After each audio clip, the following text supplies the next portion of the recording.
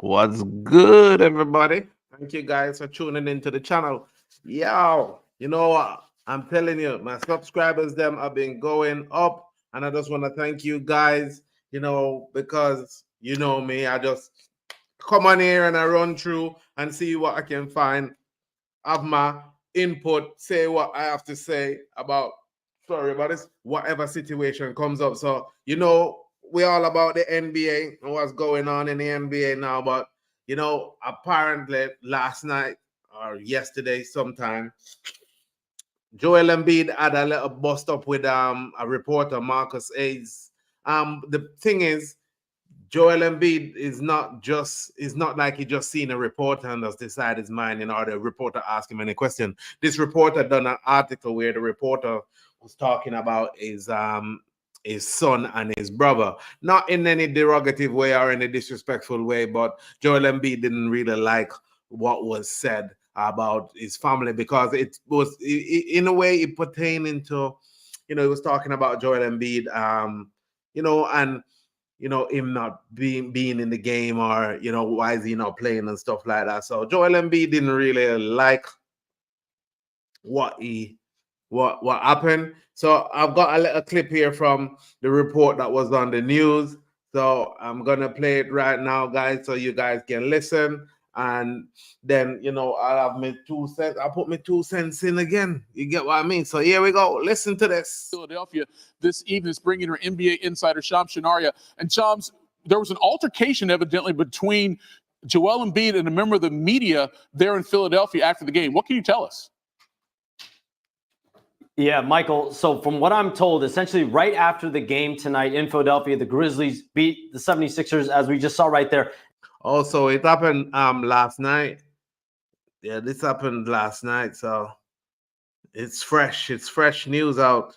And Joel Embiid, and a columnist who recently wrote a column on Joel Embiid and referenced his late brother and his son, they got into a verbal back and forth. They had an emotional moment in that locker room, and it turned into a physical altercation. From what I'm told, Joel Embiid shoved that columnist, and now sources tell me, and a league spokesperson tells me, that the NBA has commenced an investigation into the situation. They're aware of the reports, and they are starting an investigation into Joel Embiid shoving a columnist and getting into a physical altercation with a columnist in the locker room. I'm told that there was a lot of yelling, and then security, other members of the team got involved in that situation to break it up. But Joel Embiid got into a physical altercation, shoving a columnist in the postgame locker room tonight. Obviously an unfortunate incident anytime you have players.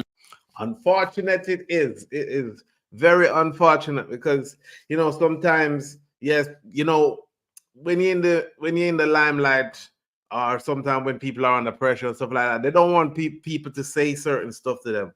And from what I read from the column that he put out, I didn't think that there was anything disrespectful about it. But like I said, when people continuously be talking smack about you, people tend to be on tender hooks with it. So we don't know what triggered Joel Embiid so that he reacted in that way. But now he's under investigation from the NBA, could be fined, probably suspended. It looks like more rest time for Joel Embiid. It seems like that's what's going to be happening. So, but like I said, it's sad. It's sad that we don't want no altercation between nobody at all. And members of the media or anyone get into any type of physical confrontation. But we've seen the frustration starting to grow there in Philadelphia, Shams, as of late. Obviously, with the fan base upset that the team is now 1-4. Neither Embiid nor Paul George have played. We heard Embiid give his remarks talking about the fans earlier. He felt a little disrespected how they treated him based on what he's done for them. But the real question is, when will he and or Paul George be back on the court for the Sixers and see if they can turn this thing? What a lot of these players don't understand. A lot of people, not that they've put they take the game passionately, and they're sitting down and wondering, if you don't seem injured or there's no injury or nothing like that, what is taking so long for you to come and grace the court? And that's all the fans them want. They just want you to make an appearance. Sorry about me, thumbs up. All they want is for you to make an appearance. So it don't make no sense you get mad or disrespectful and try to bring up stuff that you've done. You're playing for the team, and they want to see you playing for the team and give that team every opportunity to win as much game as they can. So I don't even know what Joel Embiid is talking about. Around. Joel Embiid has been ramping up. On Friday, he did his third 5-on-5 scrimmage over the last week, but that was the first time he did 5-on-5 with all of his teammates. And from everything I'm told, this is a step in the right direction for Joel Embiid. It's expected that he is going to be back sooner rather than later for the 76ers. But of course, without him, they have not gotten off to a great start this season. They're struggling. They've had multiple routes over the last week, and they need him back. Paul George also went through 5-on-5 on Friday, and there is optimism on his status as the team goes on the road on this road trip for both Embiid and Paul George. But after tonight and another investigation, like I said, I don't think the Philadelphia fans need to be waiting on Embiid, because I think he's going to get suspended. I literally think that Joel Embiid is going to be suspended. So they don't need to wait on Joel Embiid, because they're better off with Paul George being on the floor than Joel Embiid. I think he will get suspended for this. the league has already investigated the 76ers for their player participation policy situation. The fact that they've sat Joel Embiid to start the season and what went into that. They got fined $100,000. And now the NBA is commencing another investigation into him getting into a physical altercation, shoving a columnist in the locker room. And again, things are not well in Philadelphia. Sham Shanaria with the very latest in an physical altercation involving Joel Embiid and a member of the local media there in Philadelphia. Shams, appreciate it. So there we go. So that's the report that I see on here, and I'm bringing it to you guys out here. So yeah, my 2 cents again about this. It's crazy. It's crazy that, you know, this has happened when Joel Embiid is literally been out for a while. It's sad that, you know, me personally think that he's gonna be suspended. That's what I think. That's exactly what I think is gonna happen. So let's hope that don't happen, and you know, he can get to play and something can be sorted out. But like I said, I personally think that it will be, you know, it will get suspended for a few games and stuff like that. So as you can see now, yeah, I put up that little clip with Stephen A. Smith. So this is Stephen A. Smith on his podcast. So guys, if you want to go follow Stephen A. Smith, you know, you can just go on YouTube and you can follow Stephen A. Smith over there. So I just found this on YouTube, and I just said, let me bring it to you guys and voice my opinion. Apparently KD had some stuff to say about Stephen A. Smith. Now this is Stephen A. Smith responding to what KD had to say about him on his podcast. And personally, I've been saying it for a long time. If you watch a few of my videos back, you can hear me, and I was talking about KD. Kevin Durant is one of the most emotional basketball player I've ever seen. Whereas people say and stuff about him, and then he wants to get, you know, lippy about it, but he can say anything about people and don't want no one to say anything about him. So let's hear what Stephen A. Smith had to say about what KD. Trust me, it went on for a bit. So guys, like I said, if you want to see the full video, you can go over onto Stephen A. Smith's platform, his podcast, and you can watch it over there, or you can, you know, stay here with me and watch it for a bit.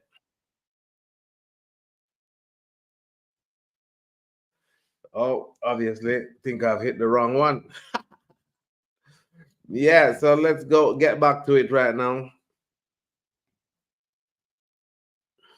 awful lot of stuff to get into today, but I'd be remiss in starting in any different direction than with Kevin Durant, the superstar basketball player who took the liberty of calling me out in very, very disrespectful terms, to be quite honest with you. But it is what it is. It involves Kevin Durant, as I said, star of the Phoenix Suns. Durant is reportedly tired of my criticism of his leadership in an article written in The Athletic. He says, quote, "I've been in the league for 18 years. I've never seen Stephen A. at a practice or a film session or a shoot around. I've never seen him anywhere but on TV talking shit about players. He's a clown to me. He's always been a clown. You can write that too," end quote. Wow, how testy we get. But you know what? I think it's true. What Stephen A. Smith said. Kevin Durant is not a leader. He's not got that leadership quality. If you're a star player and you want that leadership quality, you have to go there and play by example. What he's done for Phoenix is zero, zip, nothing at all. You get what I mean? You thought that it would have been a bit better for Phoenix Suns, and it just makes them look embarrassing when it came to playoff. So that's Kevin Durant speaking about me. And if you're wondering where this all comes from, before I even get into it, let me first show you what I said less than 2 weeks ago during my daytime job, First Take on ESPN, that apparently had Kevin Durant so riled up. Look at what I said, ladies and gentlemen. When you talk about Kevin Durant, this is what we're not going to do. We're not going to look at Kevin Durant and just measure him in terms of just his talent. It's what ability you have to peel out of others. He's been relatively leaderless. He's been very lacking in inspiration in terms of peeling out from those around him whatever you can give him. I don't know if I'm gonna get copyright for this this bit of the content, but guys, I do it for you. I take the copyright for you guys. Let's do it. He'll show up.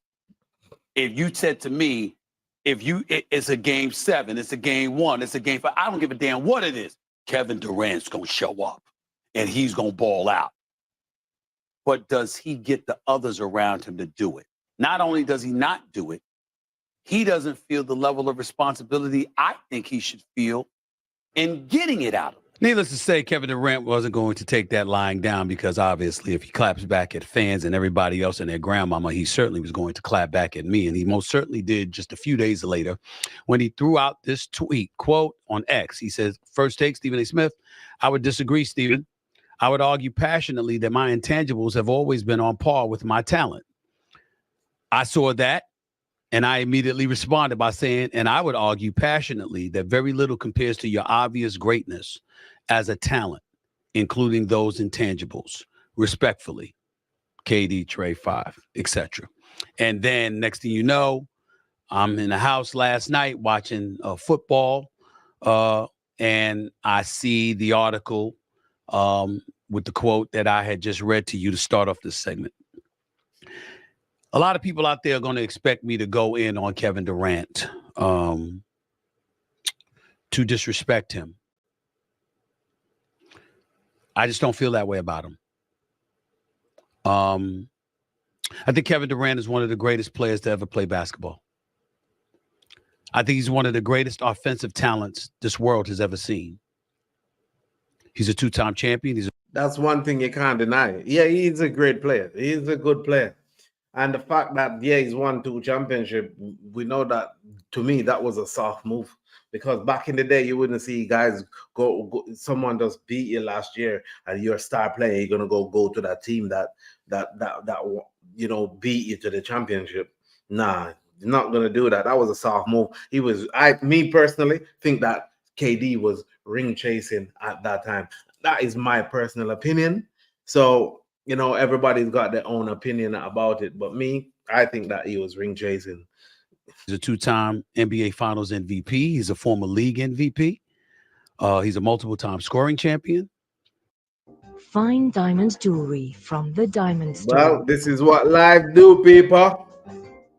You get what I mean? Exquisite. Get adverts coming in. He is destined for the Hall of Fame. Having said that, I stand by every damn syllable I uttered about him. I said what I meant, and I meant what I said. His leadership has been brought into question. Now, you've seen articles because some of these weak-ass reporters try to go out there and use me as the news. Okay. Stephen A. Smith don't look like he's holding back at all right now. He's ready to spit fire now, peeps. And let me tell you why I take offense to that. I take offense to that because it's not as if they're acknowledging me as a personality who was once their brethren, and to some degree still is. They act like they forgot that I was in the press boxes, I was courtside, I was in the media row, I was in pregame locker rooms, postgame locker rooms, shoot-arounds, and all of that stuff, just like they are now. They act like I didn't do that I just ran my mouth and I ultimately got here. New York Daily News, Philadelphia Inquirer, CNNSI, Fox Sports, ESPN. My resume is my resume. It's there for everybody to see. Okay. And you might not have known it until you read my book, Straight Shooter. But for a kid that grew up in the streets of Hollis, Queens, New York. Yeah, so for anyone who's watching this, go get the Straight Shooter and see, I read a little bit in it. I didn't get the book, but I managed to get all of it where I could read a bit of it. And this is quite decent book. It's a quite decent book. Stephen A. Smith is somebody that I rate.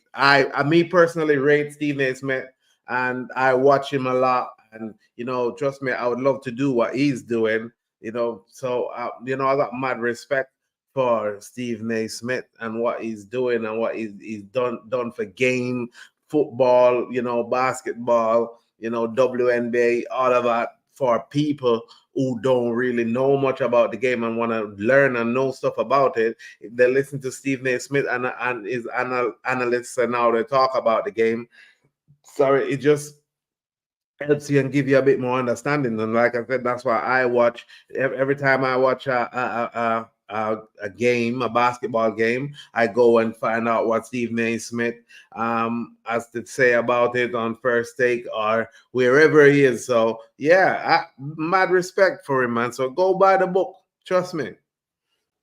That had dyslexia, that got left back because I was in the fourth grade reading on a first grade reading level. I think it's pretty impressive what I've been able to accomplish in my life, if I should say so myself. Not only am I renowned as a journalist and an insider and a reporter, which I spent the first 20 years of my career doing, but I transitioned to radio and television where I've made noise in this industry as well. And the reason I bring that up is not just because a reporter shouldn't be going up and say, Stephen A. said it, but also a player with Kevin Durant's credentials, no matter how insensitive your ass may be. Insensitive. Oh, Stephen A. Smith don't mess his words, trust me. And that's what I like about him. He don't really care who you are. You come at him, he's gonna bite back in some very intelligent and smooth way. You get what I mean? Has no business acting like I didn't do some of the things these reporters do. Kevin Durant lied to you. He's never seen me in a locker room. Ever. You've never seen me at a practice, even though practice is closed to the media, until you finish and they come over. Never. You never saw me at games when. Yeah, that's what we say, people. When you're watching stuff live, you get adverts. That means skippers. For the better part of the last 25 years, I've been at an average of 120 games a year. You ain't seen me? When you were playing for the Golden State Warriors, you didn't see me sitting courtside. I'm sorry, when you were in Brooklyn and the Golden State Warriors came, you didn't see me sitting courtside with your former owner, Joe Lacob. You didn't see me at a couple of Phoenix games. You didn't see me there. You didn't see me in attendance when you went up against the Clippers. You didn't see me at the finals. You didn't see me at the Western Conference Finals when you were playing against Houston and James Harden. We gonna lie now? We gonna lie. Because those are lies. Those are lies. But again, I understand. Because you and your feelings. Call Ralph Tresvant, by the way, told him you was looking for him. So this is a list. But they say people, these are people that Kevin Durant has got a beef with. So Stephen A's done a list. So he's got Stephen A's at the top of the list. Because this is not the first time that Kevin Durant has spoke about Stephen A. Smith. So we got Stephen A. Smith, Charles Barkley, Russell Westbrook, C.J. McCollum, Kendrick Perkins, Dennis Schroeder, Shannon Sharp, and Little B. Who's Little B? Who's Little B? Somebody tell me who's Little B. I don't know who Little B is. Let's see. Need a man with sensitivity, right? Remember that song? But I digress. I'm just joking around about that. Just a man with sensitivity is just a peg off of that. That's all I was trying to say. Nothing more. Just joking around. But let me get serious again. So we get that out the way. Now let's get to the other parts that you said. I'm a clown. Is that why you called me? Is that why your team called me to be a part of your documentary? New York City Point Guards. That 35 Ventures, if I remember correctly, executive produced. That's why y'all called me? Because I was a clown? It's your docuseries. This is what I say about people, you know. Everybody, when they need you, they're all good. They all laugh and talk and stuff like that. But when they don't need you no more, these are the stuff that's gonna happen, you know. Trust me. I'm telling you. When people need you, they're nice. They're the nicest ever. They will laugh and they'll talk with you and they'll be your good best friend and they'll do anything you want. But the minute they don't need you, that's when the knives come out and that's when they start, cursing you and say that you did this or you say this and you say that. So, see, they needed Stephen A. Smith, so they reached out to him. But now he's calling him a clown. That's just crazy. It's your company. You run the show. You executive produced it. How come y'all called me? A kid from Coney Island. The story about Stephon Marbury. Didn't you, in concert with Stephon Marbury, did you executive produce that too? Along with Marbury and others? How come you called me for that one? Why? When you had the boardroom and you were sitting down to interview people one-on-one, did you call me to do that interview? By the way, did you show up on First Take? Sitting right across from me? A clown. Remember that? By the way, go back and do your homework. What was one of your largest rated episodes for the boardroom? Where my man Jay Williams was the host. On the occasion that you would sit across from people that you were talking about or talking to. That would be me.